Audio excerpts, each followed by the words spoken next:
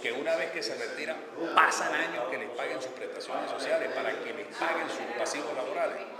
Una ley que obligue en un porcentaje determinado que la ley de presupuesto contemple el pago de esas prestaciones sociales a las personas que dejan la función pública, porque no es justo que una persona, repito, deje la función pública y el cheque se lo pagan ya cuando se está muriendo porque está enfermo. Una ley que igualmente nos garantice reformar la ley de política habitacional. Esos son compromisos nuestros para dinamizar la construcción de vivienda. En materia de salud, porque la Asamblea Nacional es la que aprueba recursos, es la que aprueba el presupuesto. En la Asamblea Nacional nosotros tenemos que luchar para que en Mérida existan por lo menos 2 nuevos hospitales, uno en Ejido y otro en Mejía, que el hospital universitario de los Andes funcione, que tenga recursos de emergencia, que tenga la unidad de emergencia de triaje de adultos, los recursos que se necesitan, que nosotros tengamos efectivamente un sistema de turismo que funcione con apoyo a la pequeña y mediana industria turística, que pongan ya a funcionar el sistema de teleférico, que pongan a funcionar el metrocable, que fueron proyectos diseñados por nosotros, que se ponga a funcionar ya el aeropuerto Alberto Carnevale.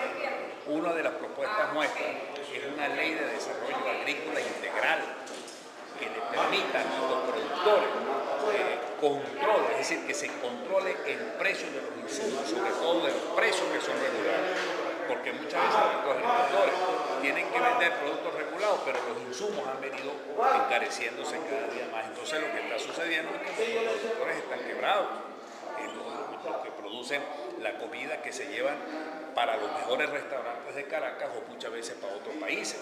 Entonces hay una serie de compromisos esenciales y sobre todo hago un llamado fundamental. Aquí se están contrastando 2 proyectos políticos. Proyecto político retrógrado, reaccionario, anarquista, proyecto político marxista, comunista, un proyecto político desfasado de la realidad nuestra, un proyecto que le hace juego a los grandes intereses transnacionales, a las grandes oligarquías del dinero, frente a un proyecto descentralizado, progresista, democrático, revolucionario, en el sentido que consideramos que es el ser humano el centro de todas las políticas, un proyecto humanista esencialmente, un proyecto integrador, solidario, un proyecto que toma en consideración la necesidad de desarrollar los factores productivos locales y nacionales nuestros, que es el proyecto democrático, el proyecto del Estado social de derecho, democrático, de justicia y de paz. Esos 2 proyectos se están contrastando hoy día.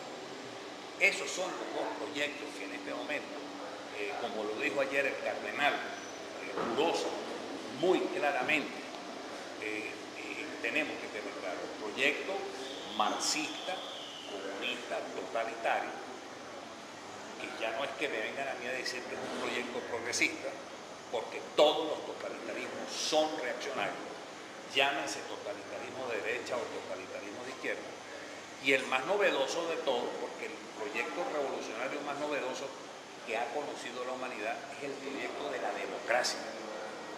El proyecto de la democracia, ese es el proyecto que nosotros defendemos. El proyecto de que los merideños tengan derecho a la salud sin necesidad de ir a un hospital y pasar las penurias que pasa la gente nuestra cuando va a la Chebula. Una de las cosas que estamos hablando aquí en esta reunión que vamos a sostener, de gran avance, que realmente si nosotros lo logramos hacer, sería la manifestación revolucionaria de más avance, que es hacer exigibles los derechos sociales. Usted va con su carro y de repente se le parte la punta de eje por un hueco en la carretera. ¿Y quién es el responsable ahí? ¿Y quién le paga a usted eso? O con los problemas que hubo y que existe con la crisis eléctrica, ¿quién le pagó a la gente lo que perdió en comida de sus artefactos eléctricos? ¿Por qué sucede eso? Bueno, porque no se han hecho exigibles los derechos sociales. El objetivo que nosotros estamos buscando con ir a la Asamblea Nacional es, por primera vez, y diríamos, sería la legislación más avanzada en el mundo, hacer exigible el derecho a la salud, hacer exigible el derecho a la educación, hacer exigible el derecho al pago de las prestaciones sociales, al pago de la seguridad social. Hacer exigible es, mediante una ley, establecer los mecanismos que hagan exigible ese derecho. No es solamente establecerlo en la ley lo dice. Todo el mundo tiene derecho a la salud. Pero ¿quién le garantiza a ese ciudadano y a esa ciudadana que eso va a ser verdad? Que en una escuela un muchachito se tenga que ir de la escuela porque el baño está roto. La ley dice que el derecho a la salud es constitucional. ¿Y quién le garantiza a la persona que va al hospital universitario y tiene problemas porque resulta que ese día no hay medicamentos, ese día no funciona el aparato de resonancia magnética? ¿Quién le garantiza al ciudadano que trabaja en una gobernación, en una alcaldía, que se va de su trabajo, que ese día que dejó su trabajo, ese mismo día le están dando su cheque de sus prestaciones sociales? La ley. No, estos señores que tienen ya 11 años en la Asamblea Nacional han sido incapaces de tener una mentalidad de avanzada para hacer una legislación que le ponga el poder realmente en manos del ciudadano. Esa es la gran diferencia que hay entre ellos y nosotros. William, a mí me gustaría conocer tu opinión. La semana pasada, Fedeval pasó a la vicepresidencia de la República. ¿Sería pertinente que en estos momentos la petrolera venezolana se siga deshaciendo de negocios no petroleros y se dedique finalmente al petróleo? Pero es que hay una contradicción inmensa. Fedeval, ¿quién lo inventó? ¿De dónde viene el nombre Fedeval? Era escrito PDVSA cuando nació. ¿Y ahora para dónde va a volver? Para la vicepresidencia de la República. Y no es lo mismo, es el mismo museo con diferente cachimbo.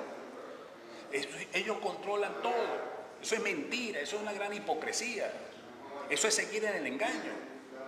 Aquí lo que tienen que decirle a los venezolanos es que Rafael Ramírez está preso por corrupto, que Chávez va a renunciar porque le da pena darle la cara a los venezolanos, que no tiene una respuesta efectiva para decir qué pasó con esos 3.000 containers que se perdieron, o más de 100 y pico mil de toneladas de comida, que cuánta gente se pudo haber alimentado, porque eso es hasta pecado mortal esa cosa.